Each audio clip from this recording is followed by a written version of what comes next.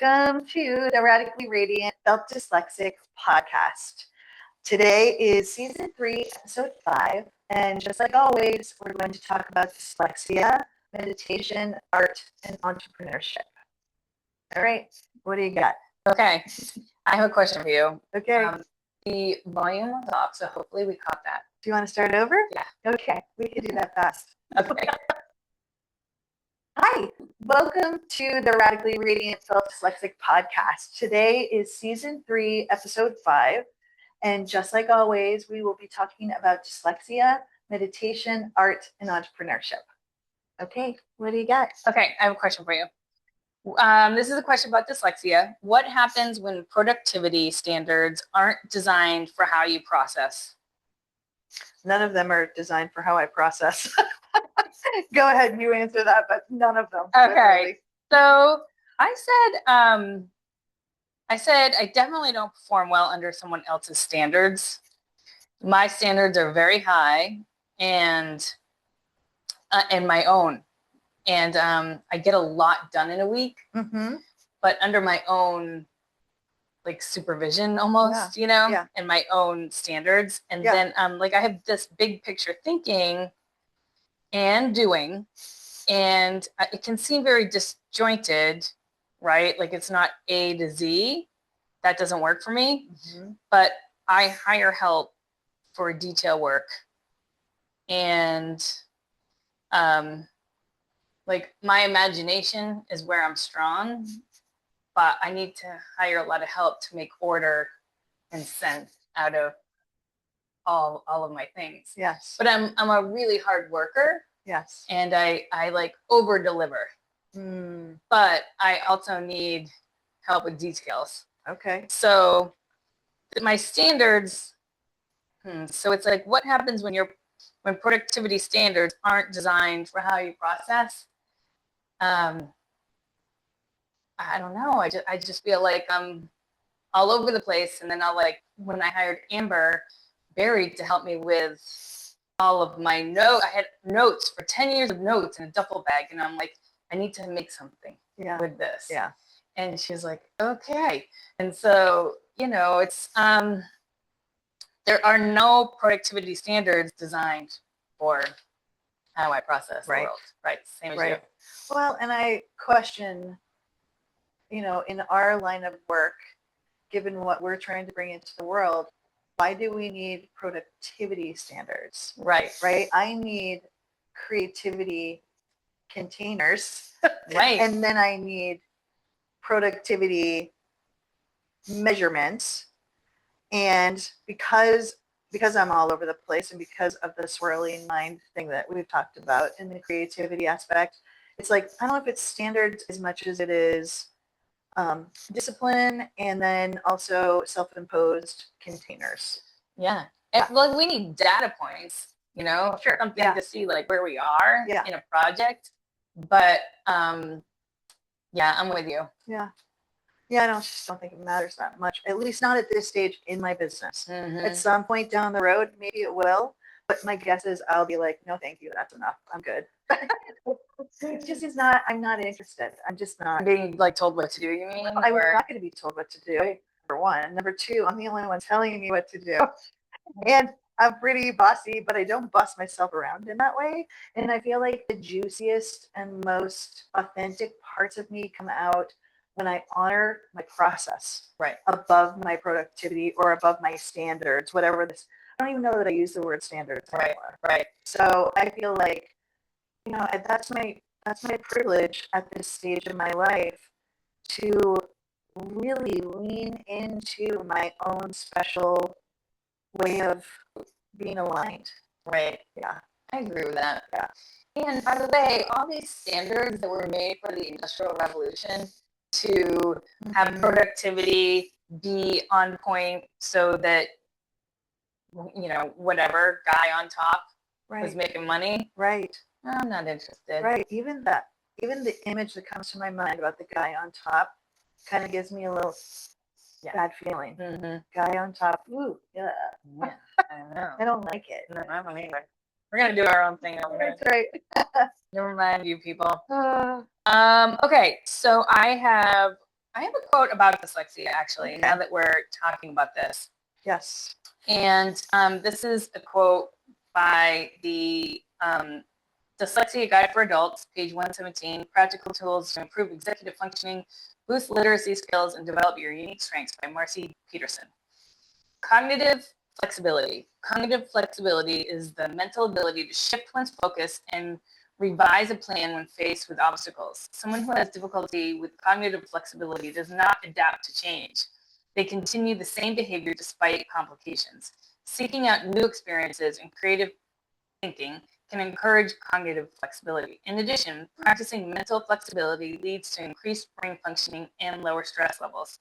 This is typically a strength for individuals with dyslexia who tend to be creative problem solvers. In fact, it's an ability that enables many people with dyslexia to find workarounds to their literacy challenges.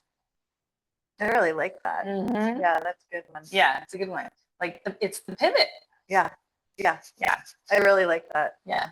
That feels good in my body. Yeah, me too. In my mind. Yeah. Okay, so I have a question for you about meditation. How can meditation help us stay present without forcing us to relive or override discomfort? Well, the purpose of meditation is to stay present. So if you're staying present, you're not overriding anything. And what was the first part of it? First part of the so can meditation help us stay present without forcing us to relive or override discomfort? Right. Well, reliving is in the past. And really, if there's a goal of meditation, there are many goals of meditation, but the biggest goal of meditation is to return, this is a better word, to return to the present moment again and again and again. And so, I mean, the answer is in the question. And I feel like this is right at the heart of what most people will say to me when I bring up meditation, which is, oh, I can't meditate. I can't stop my mind from thinking. I'm like, oh, yes, you're right. Your brain does not stop thinking. So I've said that a zillion times, but what it is it's bringing your thoughts back to your breath, bringing your thoughts back to the support beneath you, allowing yourself to be in the present moment. So all of that, those are symptoms of why people don't meditate or come to the present moment, but I don't think that meditation's not to blame for that. In fact, meditation is the antidote to that.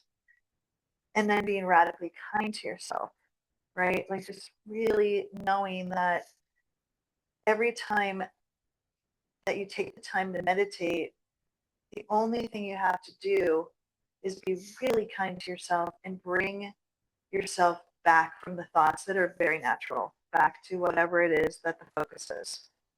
There are other things too, but that's probably good for that question. Mm-hmm. Yeah, what do you think? So my answer is your tip a few weeks ago to listen has helped me a ton. So when I listen for three things, I'm having an issue. My discomfort right now is worry. So it's like future worry. Yeah. Not really. I relive too and ruminate, but I have a future worry at the moment. And but when I listen to three things, like if I can just get still and like hear the air conditioner, hear a car outside, hear whatever. Oh, there's somebody mowing the lawn. Yeah. Then I can get into now. Yes. And that has really helped me. So yes. That's what I would say. How can meditation help us stay present without forcing us to relive or override discomfort? I would say once I can get here and like listen, then I can start grounding and then watching my breath, like staying with my breath. Yes. But I have to like get in this moment first. Yeah, that's great. So this is making me want to share something that my teacher calls the 5 essentials of meditation, which is it's okay to have thoughts. Just keep returning to the present moment. Be radically kind to yourself. Let go of expectations. Don't try too hard and stick with it. Like if you can do those things, and everyone can do those things because there's a lot of kindness and space around those things, you can meditate. And meditation can be moment to moment. You're not trying to perfectly meditate for 10 minutes. You're moment by moment focusing on being present with whatever it is that you're using for that focus, whether it's a mantra, your breath, words like in and out on, whatever. That's helpful. It's so simple and yet so elusive. Mm-hmm. Human beings. Mm-hmm. Making simple things complicated. Mm-hmm. For sure. Yeah. Okay, I have a Japanese micro season for you. Oh, what is it? I love these. Oh my God. So August 28th through September 1 is heat starts to die down. Oh, good. Okay. I like that. I like when the heat dies down. Me too. Yeah. And then last week, it was cotton flowers bloom. Well, that's pretty. Mm-hmm. That's really pretty. Mm-hmm. Yeah. Okay, cool. Yeah. Okay, I have a question for you about art. Please. What does authenticity in art actually feel like in the body? The present moment. It's not separate from the meditation answer. Yeah. Authenticity in art means allowing your expression to come through the present moment.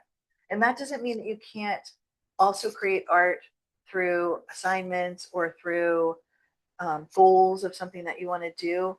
But I would recommend that with any type of creative expression, any type of art, that there's some type of meditative presence before you embark on that process. Yeah. Yeah. That's what I got. I wrote, for me, calm and focus. Yeah, same thing, right? Yeah. Beautiful. That's so beautiful. Mm-hmm. And that is so, our authentic state is calmness. We're just living in this crazy matrix for lack of, like that's very, I don't know what's called, but we really are meant to be calm. We really are meant to have our greatest desires fulfilled. We really are meant to be delighted, right? All of those things are present moment experiences, joy, all even grief, sadness, all present moment. Anyway, I could go on a tangent about that. Well, it's so funny that you just said delight, because a couple of episodes ago, that the scientist, the neuroscientist, Rachel, whatever. Anyway, she's a Canadian. I know. The Canadian gorgeous, neuroscientist. When I couldn't remember what I was talking about, like I lost track of my thought. It was that she said, as a neuroscientist, said that we always have access to delight. Yes. Well, yes. And I think it's a great goal. Like if we're going to set a goal for delight, and let your delight be easy. Let yourself be delighted by the shadows cast by a beautiful sun hitting a cloud. Let yourself be delighted by the color of the grass or the swaying of the trees. Like there's so many things to be delighted by, but really, I think it's opening your consciousness to it, being available for the present moment so that you can be delighted, even in sadness, even in grief, even in all of those things. Mm-hmm. Yeah. Yeah, I think Chase Hughes, that behavioral CIA guy, he talks about having your eyes like forward, not in back. Okay. Like looking outside, like not always thinking, like looking outside of your body. Don't have your eyes in the back of your head. Oh, interesting. Like inside your brain. Like have your eyes looking out. Yeah. Curiosity, okay. I think, is what that means. That's cool. Yeah. I know. I want to like And look delight more. comes from curiosity, right? Like Mhm. when you're curious, it's more easy to be delighted. That sense of wonder Mhm. is delightful. Mhm. Yay. Okay. Yay. Okay. So I have a question for you and a quote. Okay. I have a question for you about entrepreneurship. How do women entrepreneurs navigate being seen without over explaining or over performing?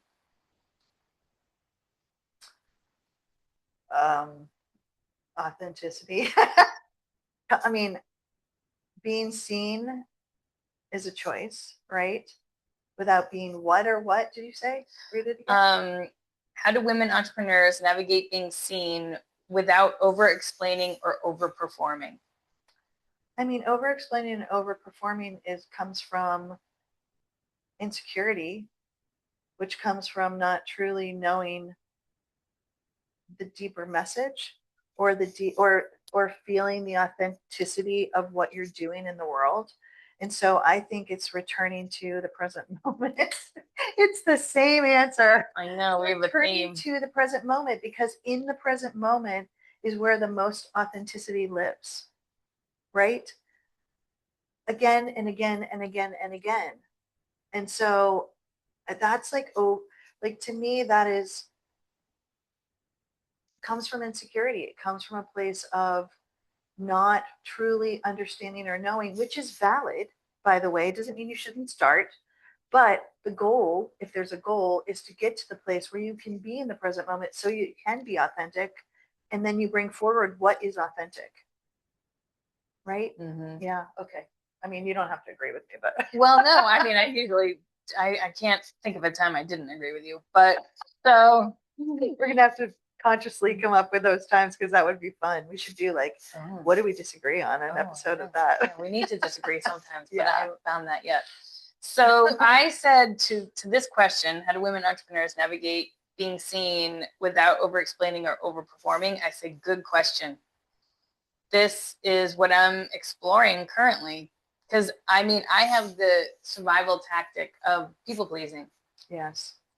And it is an insecurity, and it's like survival, you know. Yeah. If everyone's okay in the room, it's the fawn part of fight, flight, freeze, fawn, flop. Yeah. It's the fawn. So I'm always looking around. Is everyone okay? Is everyone okay? Because if everyone's okay, then I'm okay. Oh yeah. And it's a problem because yeah. So this guy Chase Hughes that I'm talking about, he has these social needs. He like teaches about social needs. Mm-hmm. And so what he looks for in his CIA human profiling is when people are talking, are they looking for, are they significant? Are they acceptance? Are they approval, intelligence, pity, strength, power?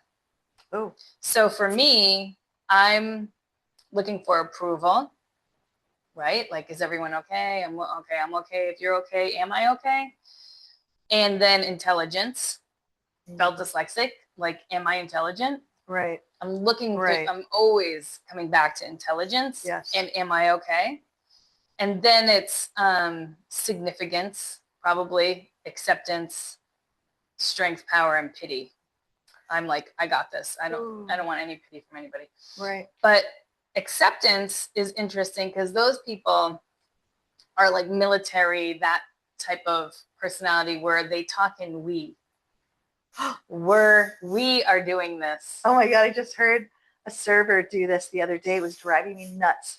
He kept saying, how are we doing? What are we going to order? And I'm like, dude, you're not ordering anything. It's you. It's acceptance. How are you doing? Right. No, he's part of that acceptance group. Oh, interesting. It was bothering me so much that I brought it up to Paul. I'm like, this is driving me nuts, this guy doing this. Yep. You'll hear it a lot with people that are like in a team mentality. Oh, okay. No. Yeah. So I just, my blog post that comes out on Sunday is called People I Know. And I love these buckets of understanding human nature, right? Like this Chase Hughes buckets of social needs, like these 6 different character traits, or like human design or Enneagram or Right. color psychology or any of these things. I just want to make sense of where people are coming from. And then, you know, safety strategies of what people learned when they were very young. Right. Where So- am I coming from? Because none of those resonate with me. They will. Yep. If you just have to deep dive for sure. Do a Everyone deeper fits. dive? Yep. Okay. Mhm. Yeah. So significance is, are you going to leave a mark? Are you going to help the human race somehow? Oh, okay, Are you that going makes to, sense. right. So your, right. So your significance is based in helping solve a problem, Yeah. you know? Also, the most significant thing to me is my own self-consciousness, my own evolution, Right. my own understanding of how to continue to Right. improve. Mm-hmm. Mostly spiritually. Yep. Yep. Yep. And approval, I said intelligence, you know, I think that probably plays a big role in because you're very curious. Yeah.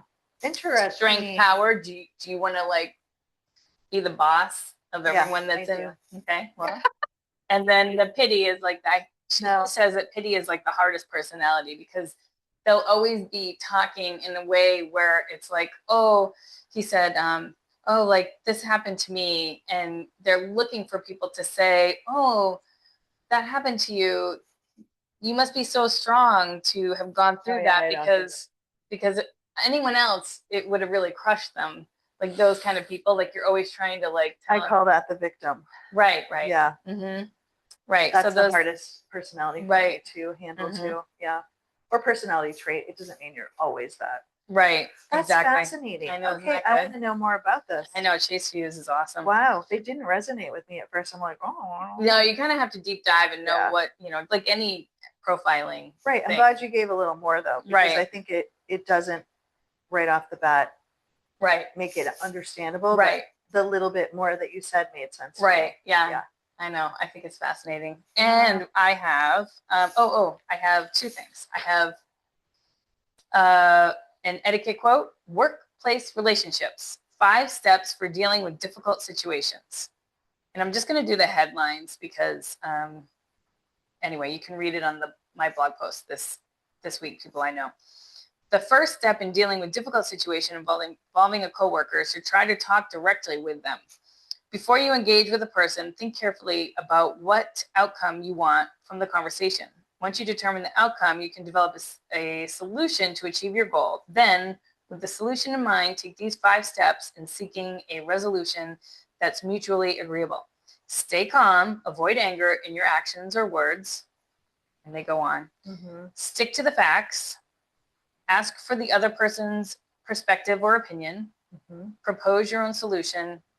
Ask for the other person's buy-in. And that's from Emily Post's Book of Etiquette, 18th edition on page 426. Interesting. Okay. And then I have what's new with you?